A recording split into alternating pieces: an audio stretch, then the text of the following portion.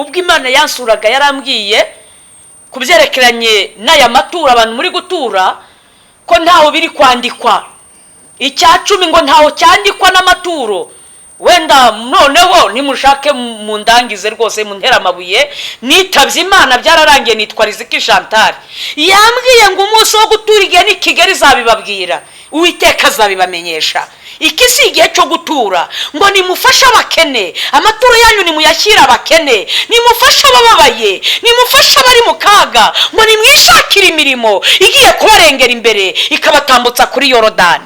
Ngo imirimo igiye kubavugira ahubwo gusenga bigiye kubananira, gusenga ntimubishobore kubera gakonje disi grande vacances mugiye kwinjiramo. Nuko Imana yabimbwiye.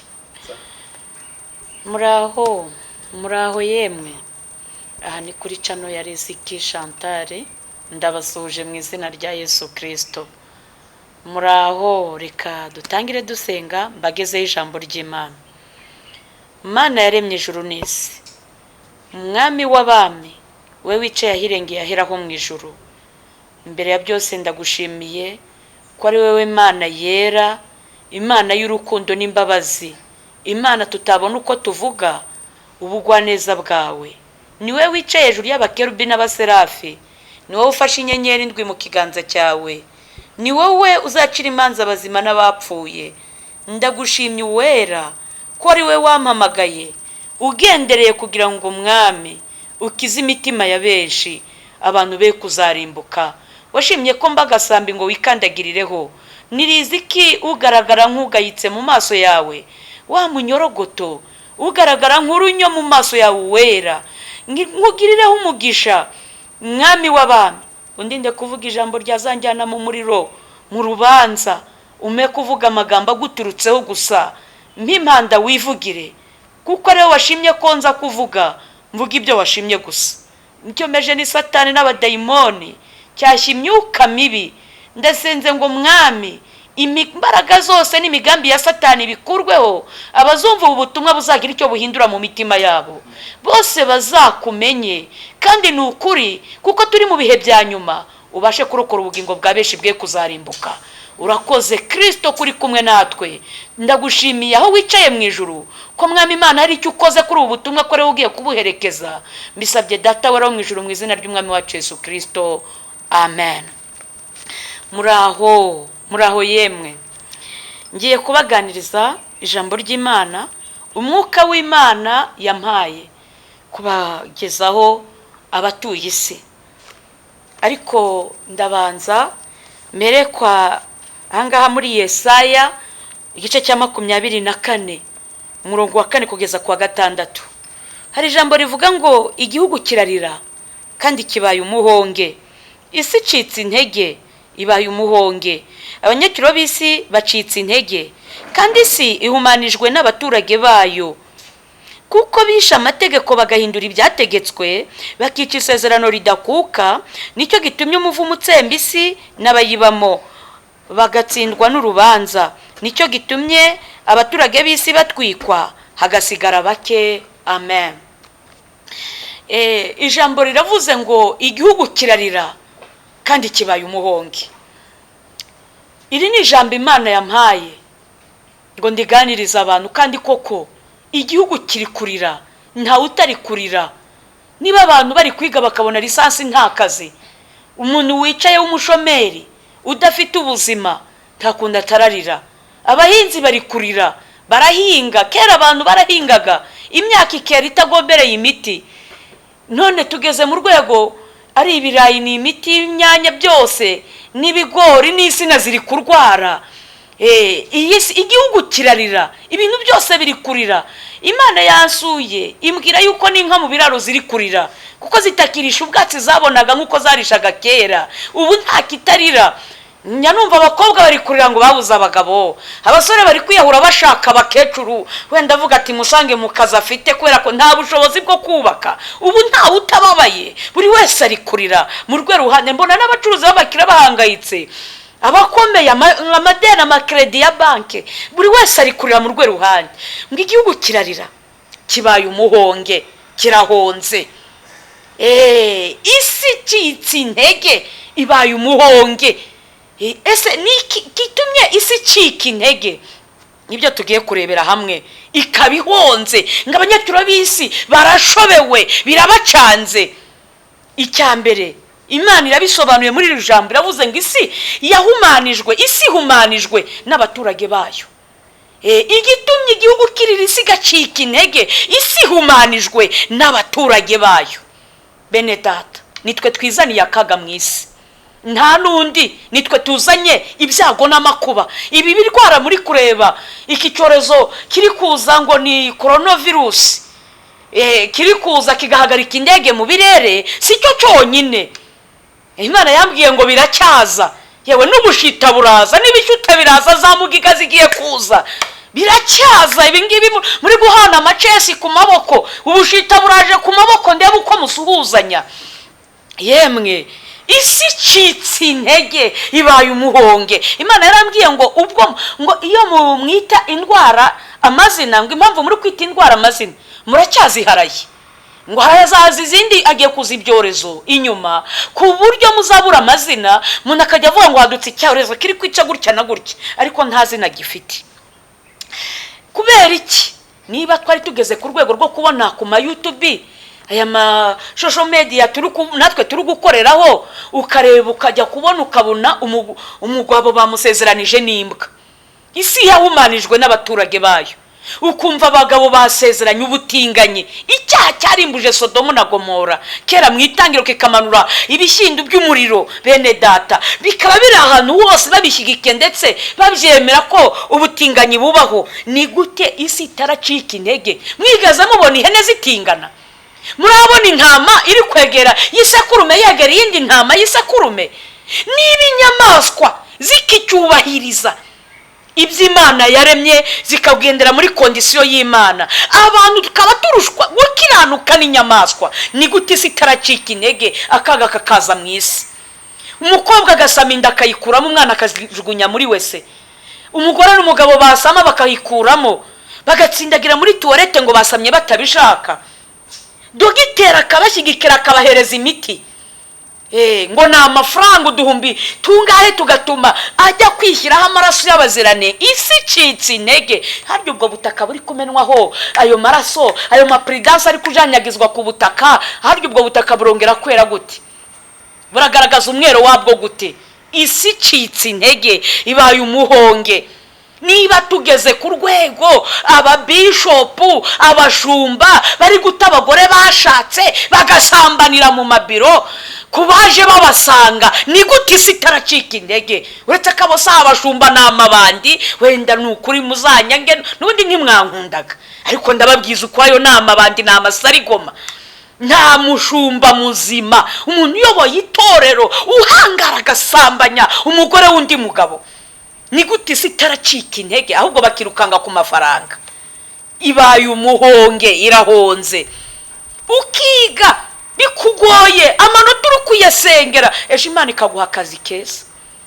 Byaba na ngombwa yareba kunasenga ikavuga ati nimushyira no mu bucamanza, azakiranura abanyantege, azita ku mfubyi, ntago azazirenganya, azamenya abapfakazi, azamenya indushyi, ugatangira ukakira ruswa. Ni gute isi itaracika intege? Byibuze urakabikora uri umupagani n'umuntu wamenye Imana.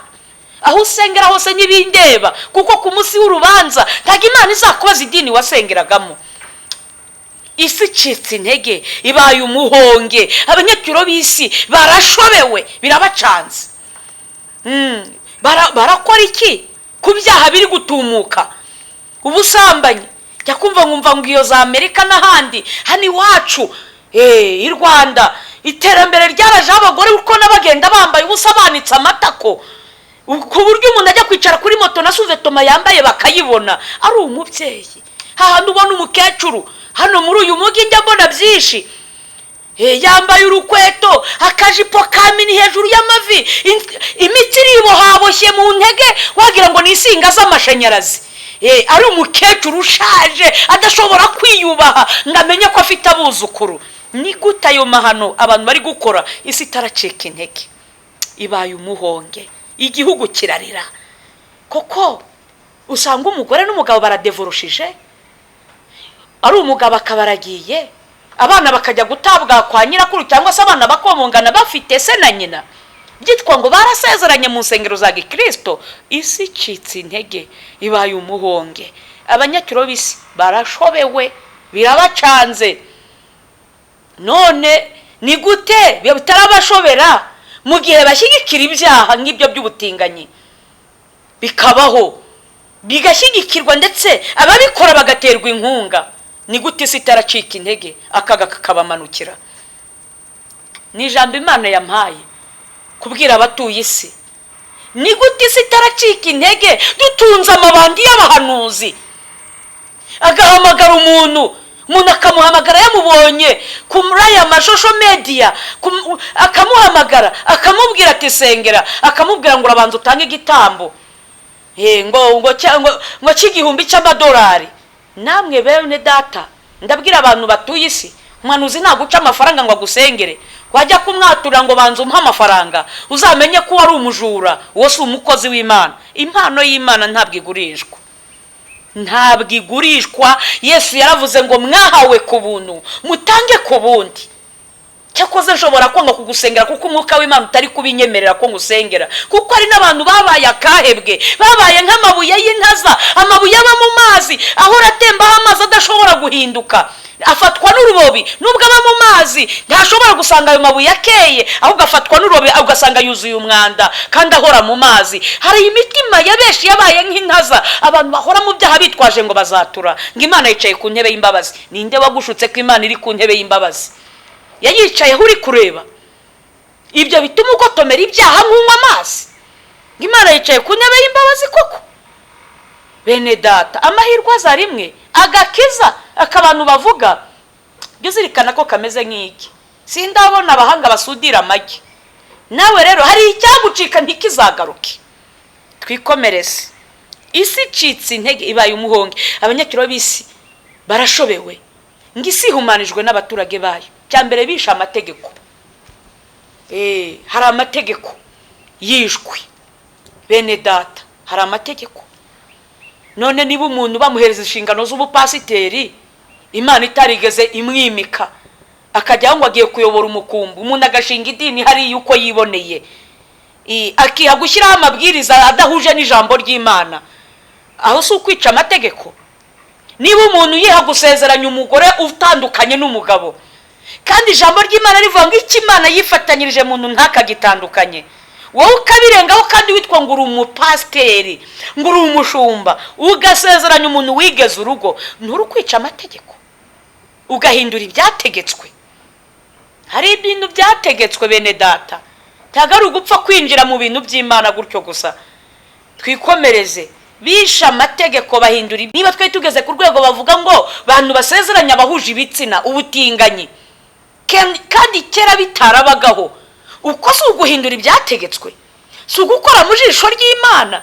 Niba umukobwa ari kwiyemeza kuba indaya akagera aho asambana n'imbwa cyangwa umugore, uwo si ahinduye ibyategetswe. Bene data, isi humanijwe n'abaturage bayo kuko bisha amategeko. Biteye isoni n'agahinda kuba barokore mbere twarabizerwa abakristo, umuntu bakamushyira kuri kese ya banke bavuga ati ubwo ari umurokore ntashobora kurya n'igiceri cy'atanu. Ariko iyi minsi ya none ntiyagikora ijambo ngo nuko yabatijwe, ni umukirisitu nashaka yaratijwe kwa padiri, ubu ntawe ukugirira icyizere keretse abantu bakuzi bavuga ati dusanzwe tuzi ko ari inyangamugayo, ariko ubu nta cyizere kikibaho ku cyitwa umuntu. Isi icitse intege, ibaye umuhonge. Abanyakiro b'isi barashobewe, birabacanze, simanijwe n'abaturage bayo kuko bisha amategeko bagahindura ibyategetswe. Nicyo gitumye umuvumo utsembye isi. Marayika w'Imana aratambutse, arazengurutse.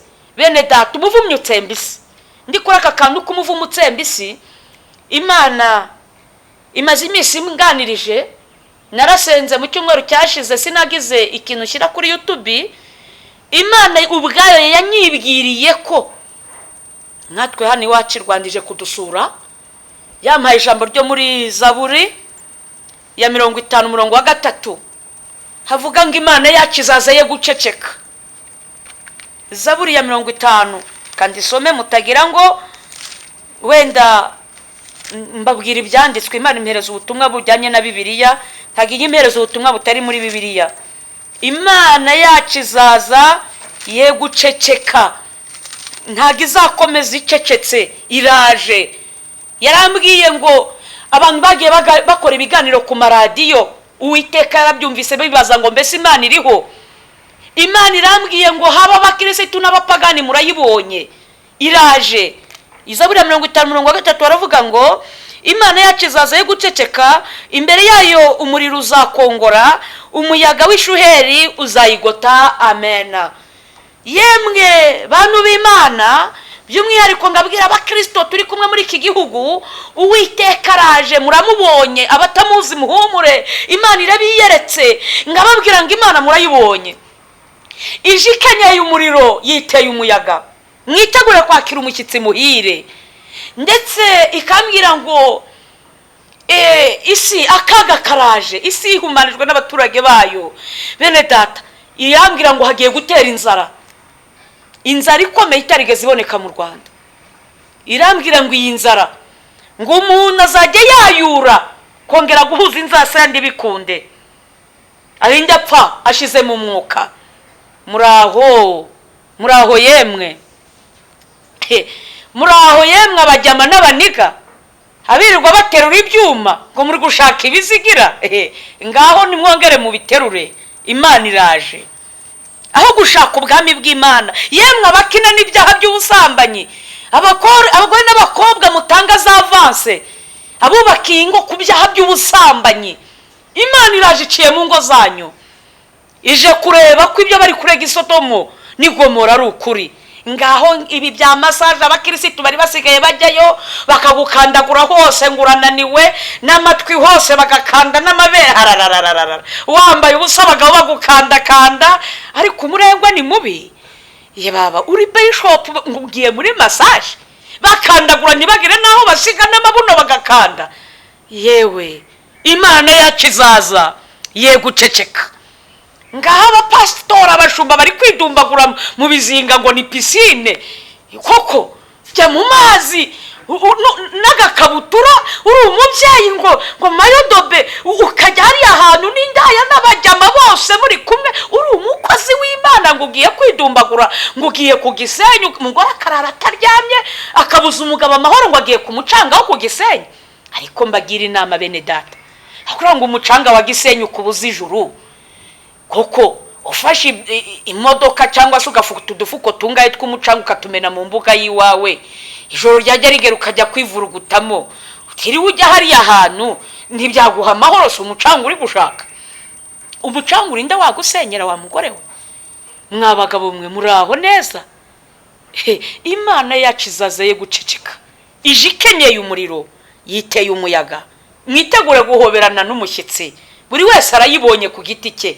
Uburi umukirisitu, uburi umupagani, yaba bamanyura amazi, muhumure murayibonye no mukabarira hageze.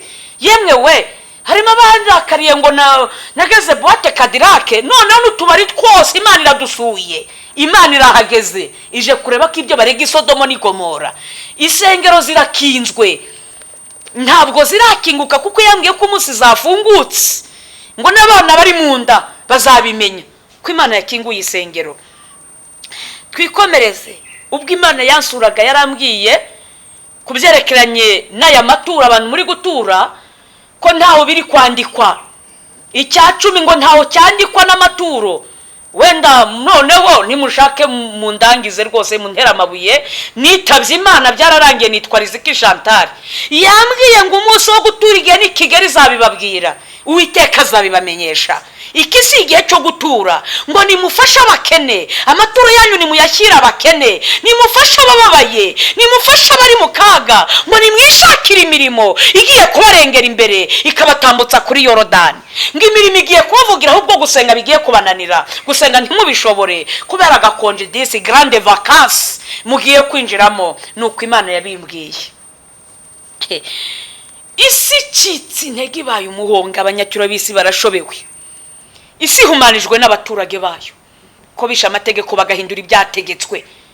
Bisha amategeko, abapasiteri batishingano zo kuyobora umukumbi. kuzana abantu kuri Kristo, bisha amategeko abashumba, bisha amategeko, baragira amafaranga yo kuragira intama z'Uwiteka. Bashumba bapasiteri, Imana ije kubaranwa namwe, ije kubaranwa. Ese murayimurikira umukumbi mwaragijwe, murayimurikira amafaranga mwaturishije, mugiye kumurikira Imana iki? Byararangiye nitabye Imana. Nitwa Riziki Chantal, nta bwoba muri aho yemwe, byararangiye, ntawe ndi gusaba umunyu, byararangiye rwose. Ubifata uko ubyumva, nuko ngo bahindura ibyategetswe. Niba inyigisho zose, ibibwiriza, ibiterane byose ari amafaranga, ko ni uguhindura ibyategetswe. Yesu yaravuze ngo mugende mu mahanga yose muhindure abantu kuba bigishwa banjye, mubigishe kwitondera ibyo nababwiye byose. Ni Yesu Kristo wabivuze, umwana w'Imana. Ntabwo yavuze ngo mugende mujye gusaba amafaranga. Bene data, nshuti z'umusaraba, amafaranga abonetse ni byiza, atabonetse kandi dukomeje inzira ijya mu ijuru. Mwumvishe Petero asaba icya 10 kangahe? Wabanye na Yesu. Yohani wabatijwe wahamagaraga abantu, ijwi ry'urangurura mu butayu, yasabye icya 10 kangahe? Eliya yasabye amafaranga kangahe? Bene data, nshuti z'umusaraba, amafaranga nayavugaho wenda ndabizi ko birakaza benshi, ariko nimushake murakare nta kibazo. Mwibuke ko amafaranga ariyo yatumye Yuda abura ubwami bw'Imana. Yuda abura ubugingo mu ntumwa za Kristo hejuru y'amwe amafaranga. Mushaka ubwami bw'Imana no gukiranuka, ibindi byose muzabyongererwa. Nuko ahangaha haravuga ngo abanyacyubahiro b'isi barashobewe, isi humanijwe n'abaturage bayo, kuko bisha amategeko bagahindura ibyategetswe. Ngo nicyo gitumye umuvumo utsemba isi n'abayibamo. Umuvumo utsembye isi n'abayibamo, abaturage b'isi bagatsindwa n'urubanza. Abeshi nta jambo mufite ryo kwireguza. Mwibuke ibyaha bamwe mwakoze muri abaririmbyi, inzangano ni zose n'ubusambanyi, mu badiyakoni, mu byibuke amarozi mu itorero. Niyo mpamvu urubanza rurutinza abantu. Mwibuke abanyabugugu, mutigeze mufasha abababaye, imfubyi mukazirengagiza abana bakangara. Yemwe we, abantu batsinzwe n'urubanza, mutsinzwe n'urubanza. Mwibuke abisha amakwe y'abandi, ni ukuri mutsinzwe n'urubanza. Nicyo gitumye bamwe batwikwa hagasigara bake. Niba ari ikintu mwibuke mu Itangiriro 10 igice cya 6 umurongo wa 6, ngo ni uko Uwiteka yicuza icyatumye arema abantu. Bene data, turi mu gihe Imana iri kureba icyitwa umwana w'umuntu. Yareba abana b'abasore abeshi bigiza abajyama, nuko kandi ari abakristo, sanga yateretse ubwanwa ngaruhaya, gutyo ngaho rambarira pantaro ihepfo y'ikibuno, ingoma pocket, abandi ni mu macupa. Yemwe we, nuko nicyo gitumye bamwe batwika. Abakobwa turi kwambara ubusa, beshi turi kwiyandarika. Nicyo gitumye bamwe batwikwa hagasigara bake. Ngaho abarokore beshi bari kudefiriza, reka data ngo bazongera bakizwe. Yewe uzi igihe umaze. Bamwe bari kunywa za Primus, bamwe bari kunywa yewe we amakanyanga, inzoga zikomeye ngo bazongera bihane. Ndababwiza ukuri, uzi igihe umaze, ariko ntuzi imisi usigaje ku isi. Icyakubera cyiza waba uri muri Amerika, ukaba waragezeyo ukihindura ukundi kuntu, ugashyiraho amadrede ngo uri rastamene. Ye baba we, uri umuntu w'umugabo, ukagera ugata umugore wawe n'abana ukabihakana, ngo urabizi ko Imana yicaye ku ntebe y'imbabazi. Wageze iyo ngiyo mu Burayi wigira ukundi kuntu. Bene data, isi icitse intege, yisha amategeko. Abeshi mdereka data, Imana mwayikuye mu rusengero.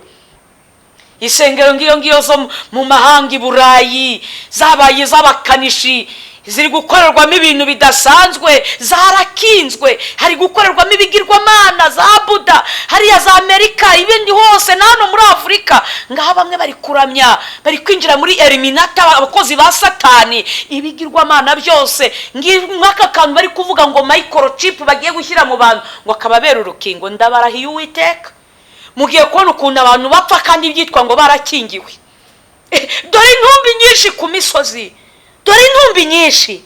Uwiteka niko ari kumbwira nukuri Imana ya Isiraheli iri kumbwira ngo intumbi nyinshi bantu muri kuva naho bashyiramo icyo kimenyetso ni kare babuze ibyorezo, ni kare babuze inkota y'Uwiteka, umurimo uzaranga banyuremo. Nuko umwami wanjye ari kumbwira ngo mbabwire ngo nicyo kitumye bamwe batwikwa hagasigara bake. Shaka ubwami bw'Imana bigishoboka, mushaka Uwiteka bigishoboka kwabonwa, ni mu mwambaza akiri bugufi. Ngabwira abantu bose basengaga babitaye igisaha basinziriye, ngo nukuri urubanza ko rukujeho urabigenza ute? Batsinzwe n'urubanza, niko ijambo ryavuze. Wa mugore we usuzugura umugabo uko wiboneye, yewe izirikana ko uzabazwa ubugingo bwe udakora inshingano zigusabwa mu rugo, ahubwo ukaba nk'isi ukaba wo gusahura urugo uteganyiriza ngo ejo hazaza ushobora no gushaka abandi bagabo, uje kubazwa ubugingo bw'uwo mugabo. Yemwe abari gucana inyuma, Imana inyuze mu ngo zanyu kandi mari kacanye inkota. Abagabo bari guca inyuma y'abagore, abagore mu gace inyuma. Yemwe bakobwa mwabaye ibirara muri kugusha abasore, mwabamarishije inkota y'ubusambanyi mubabeshya ngo muje kubasora kandi mwitwa ngo mwamenye Yesu Kristo. Abo bose uburakari bugurumana bw'Uwiteka burabamanukiye. Nukuri ndabwira n'abantu basambanya abana bato kimwe n'abasambanya amatungo. Umuntu agasanga yahangaye inka, ihene, inkoko. Narabibabwiye ko Imana yabintumye ikibungo mw'iterano hakabonekamo abantu 7. Imana yabimbwiriye mu nzozi, mbona abagabo 2 n'abasore 2. Bamwe babwira ati Imana imbabare nasambanye n'inkoko. Ntibitaye isoni umuntu w'umusore ubenguka inkoko, nikiba cyagushituye inzara umunwa, burya ujya kubenguka inkoko ari iki cyaguhagurukije koko? Uretse shitani y'umukara isi humanijwe n'abaturage bayo. Reka dusenge bene data nshuti z'umusaraba. Umuntu wese wari uzi ko yasengaga akaba yarabiretse, ukabutunzwe no kwirirwa uhamagara ukoze Imana ngo nibagusengere, menya yuko watangiye kuva mu byizego ugeze kure. Tangira wige guhura n'Imana kuko umwenda warahera watabutsemo 2. Ngo buri wese yigerereyo, mwige kwambara imbaraga musenge kuko imisi atari myiza. Buri wese yigerereyo. Murakoze, reka dusenge. Urera kandi urakiranuka, uri Imana nyamana itagira ikizinga n'umunganyari. Uri Imana ihindirwa umushyitsi, uraranywa uko bukeye uko bwije. Hano kuri iyi si uretse ko mu ijuru nta kwira kubayo, hahora umucyo, hahora hakeye kuko hamurikiwe n'umucyo w'uwera. Ndagucira bugufi mwami w'abami, ndakwinginze ngo ukize ubugingo bwa benshi burimbukiye mu isi y'ibyaha, burimbukiye mu mwijima, burimbukiye mu kaga n'amakuba. Uwiteka we, ndakwinginze ngo utabara abantu benshi barimbutse, ugira icyo ukora kuko uri Imana ishobora byose. Urakoze nyakubahwa, urakoze gitare cyanjye ko hari icyo ugiye gukora ku bantu benshi bari barimbutse. Iri jambo harabo rigiye gutabara. Urakoze abarwayi ubakize, cyane cyane ukize imitima ariko n'inyuma ku mubiri. Abababaye ubakize kuko uri Imana ibishoboye. Kubw'umutima w'imbabazi urengera abanyamubabaro, abagiye kubyara ubatabare, no mu nzu z'imbohe mwami Imana bubaha izina ryawe. Ugira icyo ukora bemeye kwihana, ugira icyo ukora kuri bo mwami. Ingo ziri gusenyuka ugira icyo ukora. Ndagushimiye ko utabaye abantu benshi mwami Imana, kubwira ijwi ry'urangurura mu butayu. Uwiteka ko ari cyo ugiye gukora. Ndagushimiye ko byumvishije, mbisabye data wera wo mu ijuru mu izina ry'umwami wacu Yesu Kristo, amen.